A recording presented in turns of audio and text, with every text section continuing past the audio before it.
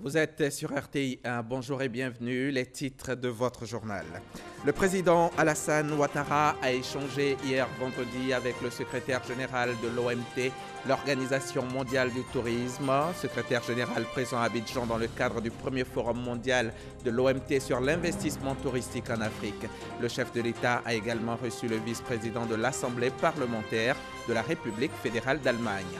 Le vice-président de la République, Daniel Kablan-Duncan, lui a présidé et rehaussé la cérémonie de clôture du Forum mondial de l'Organisation mondiale du tourisme en Côte d'Ivoire.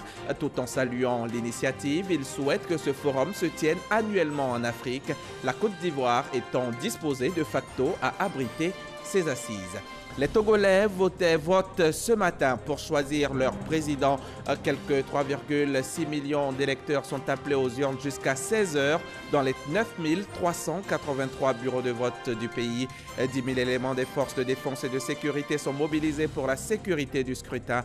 Nous irons à Lomé retrouver nos envoyés spéciaux Sidonie Davila et Adama Kéré.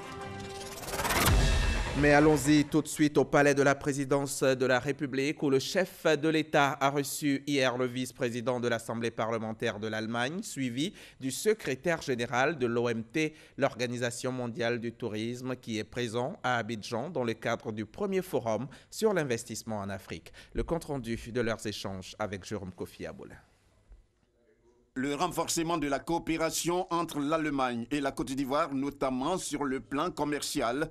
La question a été passée au crible quand le président de la République, Alassane Ouattara, a reçu ce vendredi le vice-président de l'Assemblée parlementaire de la République fédérale de l'Allemagne. Pour l'hôte du chef de l'État ivoirien, la destination Côte d'Ivoire reste favorable au monde des affaires au regard de sa stabilité due à la promotion des valeurs démocratiques prônées par les autorités ivoiriennes.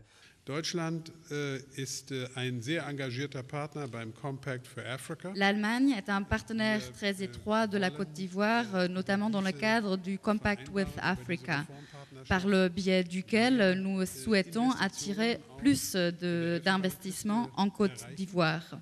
Nous avons déjà des relations commerciales très bonnes et nous espérons d'élargir cette coopération aussi à d'autres domaines. En plus d'avoir échangé avec le vice-président de l'Assemblée parlementaire de la République fédérale de l'Allemagne, le président de la République, Alassane Ouattara, a reçu une autre personnalité. Il s'agit du secrétaire général de l'Organisation mondiale du tourisme. La rencontre s'est faite à la faveur du premier forum mondial sur l'investissement dans le tourisme en Afrique, les 20 et 21 février 2020 à Abidjan. Nous avons au cours de ce forum reçu la visite de plus d'une douzaine de ministres au niveau continental. Nous avons attiré de grands investisseurs, que ce soit la Banque africaine de développement ou la SFI ou également Marriott ou Hyatt. Et l'Afrique a besoin de créer, de transformer son économie à travers le secteur du tourisme, car c'est un vecteur de transformation structurelle qui crée des emplois, notamment pour la jeunesse. Comme cette année avec le Forum mondial sur l'investissement dans le tourisme en Afrique, le premier du genre, la Côte d'Ivoire aura l'honneur, selon le secrétaire général de l'Organisation mondiale du tourisme, d'abriter en 2021 la Journée mondiale du tourisme. Et justement, le premier forum mondial de l'OMT a eu lieu les 20 et 21 février sur les bords de la lagune Ébrié. Et c'est hier soir que le rendez-vous mondial du tourisme a rendu ses conclusions. Une cérémonie de clôture à laquelle a pris part le vice-président de la République, Daniel Kablan-Duncan. Notre reporter Patricia Omouetia y était aussi. Elle nous fait revivre la cérémonie. Le premier forum sur l'investissement touristique en Afrique a fermé ses portes ce vendredi. Durant 2 jours, ce forum a réuni 793 participants de 9 pays africains. 140 projets ont été présentés, selon le rapport général du forum lu par le directeur général de Côte d'Ivoire Tourisme, Nasseneba Touré. Pour le ministre du Tourisme et des Loisirs, ce forum a été un succès. C'est environ 1220 milliards d'intentions manifestées par l'ensemble des investisseurs à l'égard des porteurs de projets. Mais c'est l'occasion de mentionner que la Côte d'Ivoire n'a pas voulu présenter autant de projets, sauf le secteur privé ivoirien qui s'est fortement mobilisé dans ce élan. Durant cette grande messe, la Côte d'Ivoire a capté 1220 milliards de francs CFA d'intention ferme d'investissement. Permettez-moi donc de vous adresser, au nom du président de la République, son Excellence M. Alassane Ouattara, nos vives félicitations à toutes et à tous pour les résultats remarquables auxquels vous êtes parvenus à l'issue des travaux scientifiques qui ont meublé ces assises. Donc j'ai bien noté qu'il y a 1220 milliards de francs CFA d'engagements qui ont donc été pris, 2,2 milliards de dollars. À travers ce forum, l'Organisation mondiale du tourisme veut hisser les pays africains à faire la promotion de l'investissement. Et juste avant cette cérémonie de clôture du forum, Daniel Kablan-Duncan était à la résidence de l'ambassadeur du Japon en Côte d'Ivoire. Le vice-président de la République qui était à l'occasion de la célébration de la fête nationale de ce pays, la fête marquant l'anniversaire de Sa Majesté l'Empereur du Japon. Le témoignage de notre reporter Herman Guivet. Saké, petit four, spiritueux et vin japonais, servis aux invités et amis du Japon. Nous sommes à la résidence de l'ambassadeur du Japon en Côte d'Ivoire, son Excellence Kuramitsu Hideaki. Le pays célèbre sa fête nationale. Présent pour l'occasion, le vice-président de la République Daniel Kablan-Duncan, exécution des hymnes nationaux, l'Abidjanaise pour la Côte d'Ivoire et le Kimigayo pour le Japon. Depuis l'intronisation du nouvel empereur, le 1er mai de l'année dernière, la fête nationale du Japon sera désormais célébrée dans le courant du mois de février. Son Excellence Kuramitsu Hideaki s'est félicité de l'excellence des relations entre son pays et la Côte d'Ivoire. L'année dernière a été riche pour les relations entre le Japon et la République de Côte d'Ivoire, marquée par le déplacement au Japon du Premier ministre Amadou Gon Coulibaly en août pour la TICAD 7 et de son Excellence Monsieur le Président de la République Alassane Ouattara, accompagné de la Première Dame pour la cérémonie de l'intronisation de Sa Majesté l'Empereur en octobre. Cette année 2020 est tout aussi particulière, car étant le 60e anniversaire de l'établissement des relations diplomatiques entre le Japon et la Côte d'Ivoire, attestant ainsi le raffermissement des relations entre nos deux pays. Nous avons procédé à l'inauguration de la première phase de l'échange de l'amitié ivoiro-japonaise en présence de chefs de l'État. Le Japon entend poursuivre de mettre à profit son savoir-faire et sa technologie d'infrastructure de qualité dans divers domaines en Côte d'Ivoire. Toast porté en l'honneur de cette amitié ivoiro-japonaise. Le vice-président Daniel Kablan-Duncan a procédé à la visite de stands présents sur les lieux, stands résumant le dynamisme de la coopération ivoiro-japonaise. Le Japon entend renforcer son appui au développement de la Côte d'Ivoire dans un éventail de domaines plus élargi. En cette année électorale, le pays entend également apporter son soutien pour un scrutin transparent et équitable. À San Pedro, le festival Saint-Pierre bat son plein. C'est la 2e édition et Ahmed Bakayoko a tenu à être présent hier à la cérémonie d'ouverture. Il y représentait le Premier ministre Amadou Gon Coulibaly. Du 21 au 23 février donc, 10 000 festivaliers vont découvrir ce que la région possède comme richesse culturelle, économique et touristique. On suit la correspondance de Sam Conan.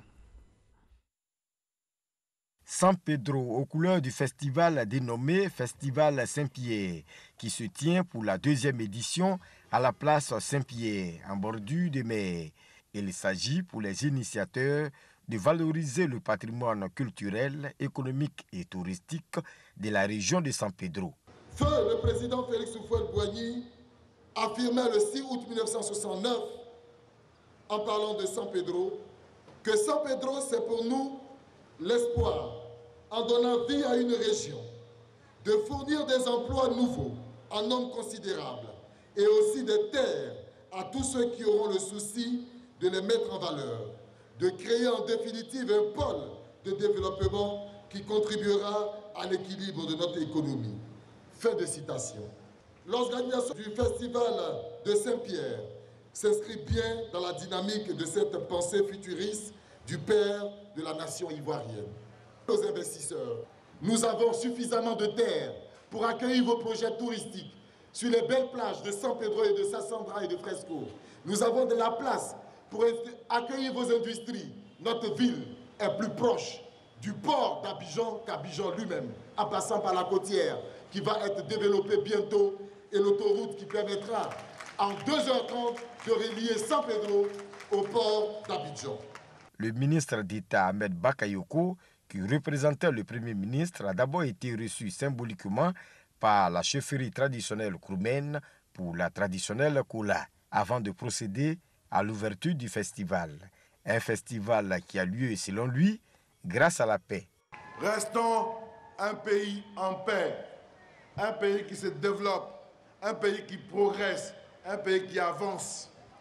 C'est le plus important. Quand le pays avance, on n'a pas le temps de se faire la guerre et on fait des festivals pour que chacun s'amuse, chacun ait la paix dans le cœur, la joie dans le cœur et que chacun mène sa vie tranquillement. C'est l'ambition du président Ouattara, que la Côte d'Ivoire soit en paix, que les Ivoiriens soient apaisés, qu'ils vivent bien, qu'ils soient heureux. 10 000 personnes sont attendues pendant 3 jours à ce festival Saint-Pierre, parrainé par l'ambassadeur de France en Côte d'Ivoire. On note la présence d'une délégation venue du Burkina Faso.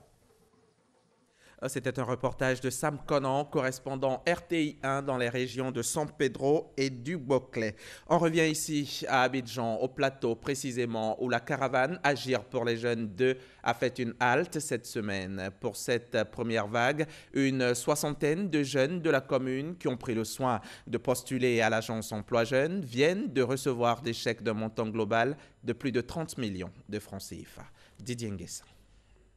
63 jeunes auto-entrepreneurs de la commune du Plateau, dont 26 femmes, pourront désormais développer leurs activités.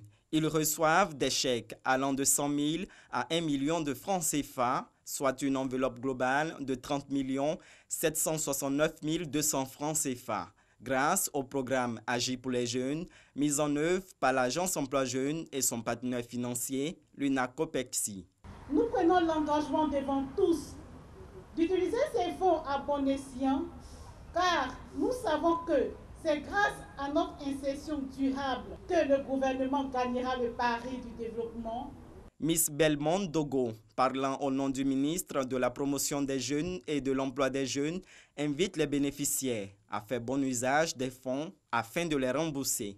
Que les financements reçus ce jour sont des prêts, des crédits que vous devez travailler pour rembourser. Au cours des prochains mois, l'opération Agir pour les jeunes s'étendra à 111 500 autres jeunes pour un montant de financement de 48 375 millions, ce qui portera le nombre total des bénéficiaires de ce programme à 127 000 jeunes dans le cadre du programme social du gouvernement 2019-2020. Le ministre Marcela Montano, président de la cérémonie, exhorte les partenaires techniques et financiers du projet à revoir à la baisse le taux de remboursement fixé à 10,50% afin de faciliter le remboursement des prêts.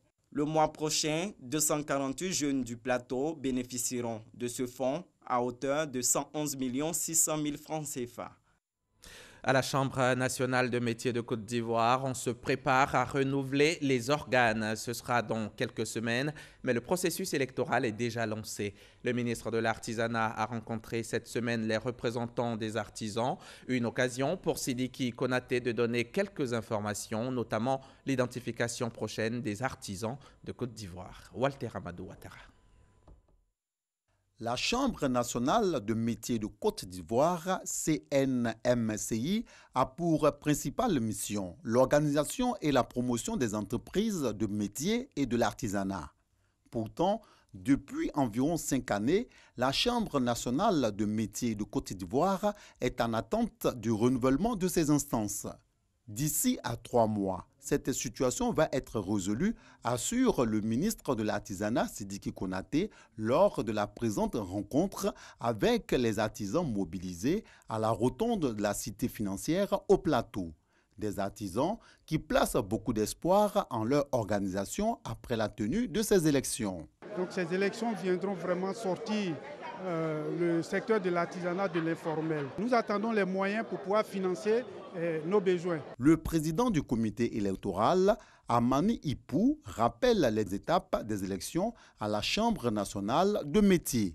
C'est d'abord une campagne d'information auprès des artisans. Une fois la liste électorale définitive arrêtée, nous allons organiser les différentes élections au niveau départemental, au niveau régional et enfin au niveau national. La Chambre nationale de métiers de Côte d'Ivoire représente l'un des maillons essentiels dans la mise en œuvre de la politique gouvernementale en ce qui concerne l'artisanat. Son bon fonctionnement est un atout dans le plan d'action du ministère de l'Artisanat. Nous avons besoin d'une chambre opérationnelle pour pouvoir lancer avec nous les grands chantiers du ministère, tels que l'aménagement des sites de travail pour les artisans, la question du financement et l'opération d'identification générale des artisans.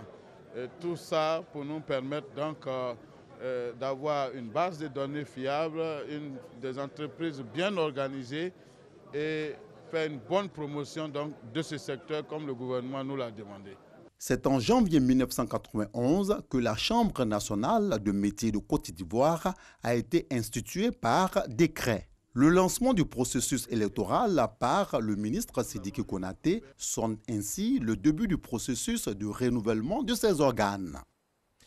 Les mutilations génitales féminines, entendez l'ablation totale ou partielle des organes génitaux féminins externes, est une réalité en Afrique. L'ONU estime que 200 millions de filles et de femmes en vie aujourd'hui ont subi une forme ou une autre de mutilation génitale féminine.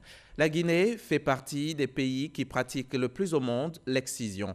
Elle arrive en deuxième position, juste après la Somalie, avec un taux de prévalence de 97%. La Côte d'Ivoire n'est pas épargnée. Le pays occupe le triste rang de 15e dans cette pratique honteuse. Nous vous proposons ce samedi un grand reportage sur le sujet. Il est signé Salima Toudia. Au quartier Anko 5, dans la capitale guinéenne, c'est la réjouissance pour Mafoudia et ses cousines. Voilà 2 semaines qu'elles sont enfermées dans cette chambre après avoir été excisées. Heureuse, Mafoudia se vante d'être excisée. C'est notre coutume qui le demande. C'est ce que mes parents m'ont expliqué et dorénavant, je ne serai plus stigmatisée par mes copines qui sont elles toutes excisées. La tutrice est en charge de veiller durant 1 mois, comme le veut la coutume, sur ces 5 filles excisées dont l'âge varie entre 7 et 13 ans. Elle doit s'assurer que la partie du corps mutilé a bel et bien cicatrisé. L'exciseuse nous remet un médicament à base de plantes que nous frottons sur la partie intime afin de stopper les saignements et faciliter la cicatrisation. Après 1 mois, ça sera les festivités lors de leur sortie de chambre. Avant ces festivités, les filles seront instruites sur les règles de vie, notamment le respect des aînés. Une éducation fondamentale selon le père de Mafoudia, qui y voit une pratique ancestrale permettant de préserver l'identité culturelle et l'honneur de la famille. Une fille non excisée sera une fille aux mœurs légères. L'exciser, c'est garantir sa pureté et une bonne éducation. Et c'est même recommandé dans notre culture. Le père est soutenu dans ses propos par la maîtresse coranique des enfants. Pour Ramadan Diallo, l'excision des filles est un précepte de l'islam et ceci conformément à un hadith. Selon un hadith, le prophète Mohammed a dit qu'il faut exciser les filles. Ce n'est pas un souci en islam, mais c'est la manière de le faire qui peut avoir des conséquences. Et il faut surtout le faire à bas âge. En Guinée, en moyenne 3 femmes sur 100 sont épargnées de l'excision, avec une prévalence de 97% chez les filles et les femmes de 15 à 49 ans touchées par la pratique de l'excision. La Guinée est le 2e pays le plus touché dans le monde après la Somalie. Contrairement à d'autres pays d'Afrique subsaharienne, cette pratique ne régresse pas en Guinée et persiste dans les régions rurales, malgré l'interdiction par la loi en 2000. Face à la législation, les parents favorisent les excisions individuelles sans festivité, traduisant ainsi un souci de discrétion. Pour eux, il s'agit de rites d'initiation pour le passage de l'enfance à l'adolescence, mais également pour préparer la jeune fille à la vie active au sein de certaines communautés. Dame Sayon est connue en tant qu'exciseuse dans son quartier. Elle ne se souvient plus du nombre exact de filles qu'elle a eu à mutiler durant la dizaine d'années d'exercice, mais elle nous explique avoir hérité de ce savoir-faire de sa défunte mère. Ça a été comme ça depuis nos ancêtres et ce n'est vraiment pas douloureux. Nous demandons à voir le matériel utilisé lors de cette pratique. L'exciseuse ne souhaite pas nous le présenter, mais elle assure qu'il n'y a aucun risque d'infection pour les jeunes filles. On utilise le couteau. S'il y a 4 filles, alors on aura 4 couteaux afin d'éviter toute infection. En Guinée, 2 types d'excision sont les plus pratiqués. L'ablation partielle du clitoris et l'ablation totale du clitoris ou du capuchon du clitoris. Mais dans certaines communautés, on retrouve 2 autres types. L'ablation du clitoris et des petites lèvres aux grandes lèvres et l'infibulation qui est l'excision pharaonique avec le rétrécissement de l'orifice vaginal. Pour Finda, la chef de projet MGF de l'ONG Plan International Guinée, une mutilation génitale féminine a forcément des conséquences sanitaires et psychologiques. C'est une fille innocente qui est appelée à aller recevoir un cadeau quelque part dans la forêt et subitement qui se voit entourée de vieilles femmes qu'elle n'a jamais connues dans la rue. Et là, le choc, il est énorme. Ce choc aussi psychologique, ça peut conduire à un traumatisme. La fille peut avoir une infirmité. Engagée dans la lutte contre les MGF, Plan International Guinée a pu sauver des milliers de filles de cette pratique à travers une démarche participative dans le respect du contexte culturel. L'approche rite alternative d'initiation sans excision voudrait dire qu'il faut entraîner les filles dans une case, utiliser les exciseuses reconverties à travers nos actions qui vont transférer à ces filles les valeurs traditionnelles positives. Ça maintient les aspects culturels positifs, mais ça écarte l'acte chirurgical. La lutte est aussi menée en Côte d'Ivoire. Le pays se situe au 15e rang mondial des pays les plus affectés au monde. On enregistre une prévalence de 27,4% chez les adolescents de 15 à 19 ans et 10,9% chez les filles dont l'âge est compris entre 0 et 4 ans. Les régions du nord, du nord-ouest, du centre-nord et de l'ouest sont respectivement les zones ayant des taux élevés. Odile est la fondatrice de l'ONG Lucha, créée en 2009, qui signifie en langue yakuba « Lève-toi ». Son engagement découle de sa propre expérience. À l'âge de 9 ans, elle a été excisée à Béoumi avec la complicité de ses parents. Une pratique qui aura eu de lourdes conséquences sur sa vie sexuelle. J'ai connu pas mal d'expériences sexuelles et pourtant j'ai l'éducation chrétienne. Et les hommes que j'ai connus, je voyais qu'ils me laissaient tomber. J'ai compris que le problème que j'ai, c'était aussi, ça avait un lien aussi avec l'excision. C'est ce qui m'a plus amené à me permettre de pouvoir passer par la chirurgie réparatrice. Plus que jamais, Odile est engagée dans cette lutte dans sa ville natale de Logoualeu, à l'ouest du pays. Elle projette construire un centre d'accueil qui va abriter un plateau médical pour la chirurgie réparatrice. À l'instar de l'ONG, bon nombre de militantes dans le monde donnent de la voix pour dénoncer une pratique en violation des droits de la femme. Très très bon reportage. Les mutilations génitales féminines, pratiques absurdes, la lutte continue. Venons-en maintenant à cet atelier de renforcement de capacité des médecins gynécologues, diabétologues et sages-femmes, une séance organisée par la ODCI, l'association Obésité Diabète de Côte d'Ivoire, dont l'objectif est de réduire le taux de prévalence du diabète gestationnel en Côte d'Ivoire, taux qui s'élève malheureusement à 12%. C'était cette semaine dans les locaux du CHU de Cocody en présence de notre reporter Astou Touré. Qu'est-ce qu'un diabète gestationnel? Quel traitement pharmacologique? Comment le dépister? À quel moment mettre la femme enceinte sous insuline? Autant de questions au menu de cet atelier. Cette formation s'inscrit dans le cadre d'un projet qui vise à renforcer la lutte contre la mortalité due au diabète gestationnel. 12% des femmes enceintes présentent un diabète gestationnel et ce n'est pas toujours évident de le dépister ou de savoir le dépister. Donc vraiment ce projet a décidé de prendre en main cette pathologie associée au diabète. Selon l'Organisation mondiale de la santé OMS, le diabète gestationnel est un trouble de tolérance au glucose conduisant à une hyperglycémie qui apparaît vers la fin du deuxième trimestre de la grossesse. Cette maladie pose également des risques pour la mère et l'enfant qui pourraient développer un diabète de type 2. Au cours de la grossesse, notamment à partir de la fin du deuxième trimestre, lorsque vous avez une glycémie entre 0,80 g déjà et 0,92 g, il faut faire un test spécialisé pour rechercher le diabète gestationnel. Mais lorsque cette glycémie est au-delà de 0,92 g, la patiente doit être considérée déjà comme ayant un diabète gestationnel et doit être prise en charge pour que l'enfant puisse naître à un poids normal et éviter aussi les complications qui peuvent conduire à des conséquences majeures. Le projet de lutte contre le diabète gestationnel est financé par la Fondation mondiale du diabète à hauteur d'1 milliard de francs CFA et est soutenu par le ministère de la Santé et de l'Hygiène publique. Autre chose, à présent, à Benouian, dans l'ouest ivoirien, la municipalité poursuit ses actions de développement. Un budget de 150 millions de francs CFA vient d'être mobilisé pour le financement des projets de développement. C'était lors de la première session ordinaire de l'année 2020. Reportage Christ Diomandé dans un récit d'Abou Sanogo.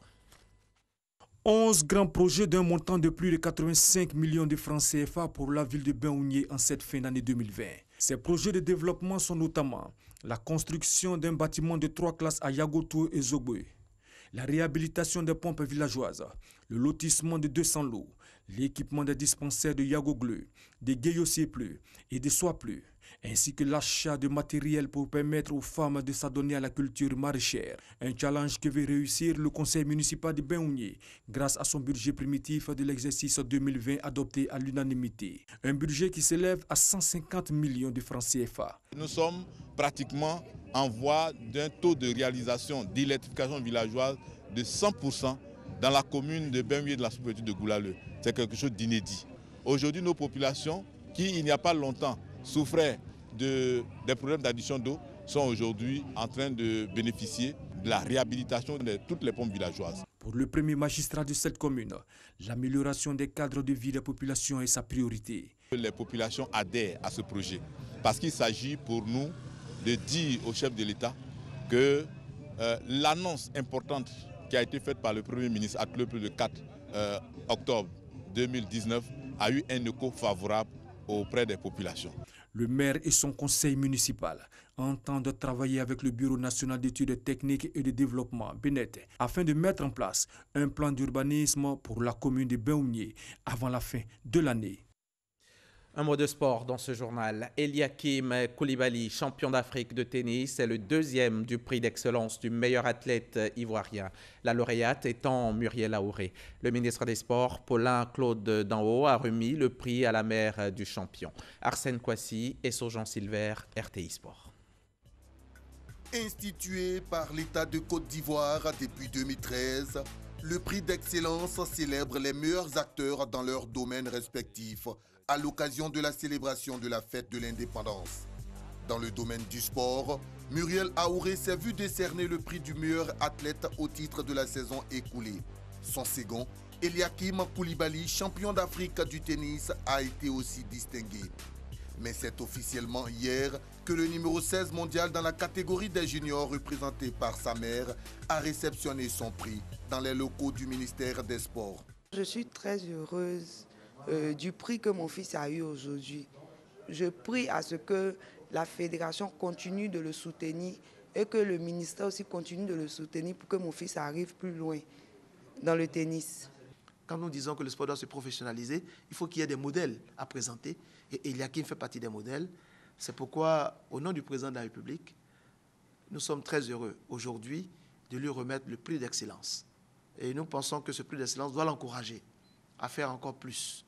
Visiblement ému par cette marque de reconnaissance de l'État de Côte d'Ivoire au prodige ivoirien du tennis, le président de la Fédération de tennis se félicite non seulement de la distinction de son poulain, mais aussi de la bourse qui lui permet d'intégrer le centre académique de haut niveau de Nice en France. Grâce à l'État de Côte d'Ivoire, grâce au ministre, il pourrait intégrer une académie en Europe qui permettra à l'enfant d'évoluer un peu plus, puisque je vous dis, il va rencontrer la bonne concurrence. Grâce au prix d'excellence de la République, Eliakim Koulibaly va connaître une autre étape de sa carrière professionnelle pour le bonheur de la Côte d'Ivoire.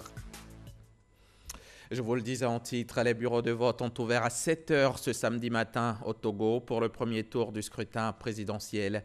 Les 3 600 000 électeurs sont invités à partager les 7 candidats en lice, dont le président sortant Faure Gnassingbé. Les électeurs ont jusqu'à 16 h, temps universel, pour accomplir leurs devoirs civiques dans les 9 300 bureaux de vote du pays. Ces images nous sont rapportées donc par Sidonie Davila et Adama Kéré, nos envoyés spéciaux sur place au Togo. Nous les retrouverons ce soir après la fermeture des bureaux de vote, ce soir donc dans le 20 h. Ce journal est terminé. Merci de l'avoir suivi, merci de votre confiance et à demain 13 h sur la chaîne qui rassemble.